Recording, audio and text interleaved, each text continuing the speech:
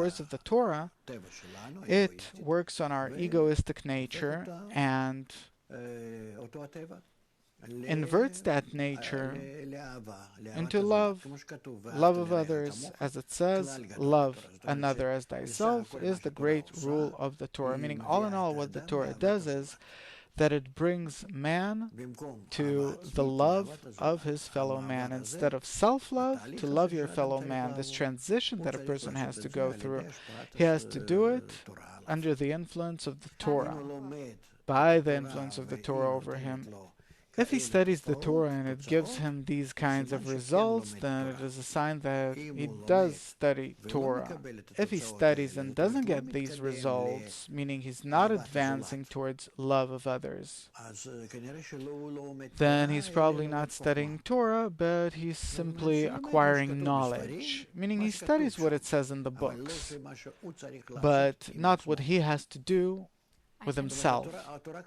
Meaning the Torah is no longer an instruction, and he doesn't use its light, but he simply knows what it says there. Yeah, today it's very common to study by heart. It's because people relate to the Torah incorrectly. It doesn't change a person at all. The purpose of the Torah, the sole purpose of the Torah, is to correct a person, change him. And why are there so many different forms to it? Mishnah, Gemara, different languages. It's the Kabbalists who studied and performed different corrections by the Torah. They wrote for every generation in their own language, because people change from generation to generation. No generation is similar to the previous one or to the one that will come afterwards. So each generation and its people, that they write it in a certain style, in a certain way, that it will be clear to their generation. And if we suppose take Kabbalists who wrote in the days of the Mishnah or the Gemara, then they wrote in a certain style, in the language of the branches, that they were as if speaking about this world, but actually what they meant are the inner corrections in a person. And if we're talking about the times of the Ari, the Ramchal, and so on, they write in an as if more scientific manner. They're talking about the forces operating in a person, and so on. But they're talking about the same discernments of our desire, which is divided into 613 parts, egoistic parts, and that we have to correct these parts, invert them into love, love of others, with the help of the force of the Torah. And the correction of each part of our general desire, of its 613 parts, we correct it for my own benefit to the benefit of others. That's called keeping a mitzvah, performing a correction. This is what we have to do. So actually there's no need to study. It also says that a person can't study the entire Torah. No, there's no need.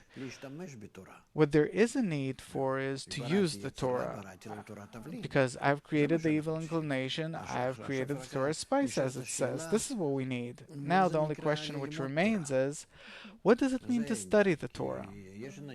This is what it's about, because there are people who study all these books by heart, and this is their goal. They think that if they inflate their brains with everything that it says there, like in a computer, we already put all the Bible books, all the Torah books into the computer, and what? The computer didn't become holy as a result. Same thing with a person. If he fills his brain cells with what it says in the book, he doesn't become holy as a result. But the holiness is called bestowal. A person who bestows to others, that he wants to connect with others, that they all want to unite as one man and one heart, to achieve love another as thyself, which is the general rule of the Torah. It's the general rule that the Torah has to bring us, for us to keep the general love, and all shall know me from small to great, and my home shall be called the home of prayer for all nations, meaning that we will even spread this love not only in our small environment, but to the whole of humanity. This is what the Torah demands. So, are we advancing towards that or not? And here we have to examine whether we're studying Torah or not.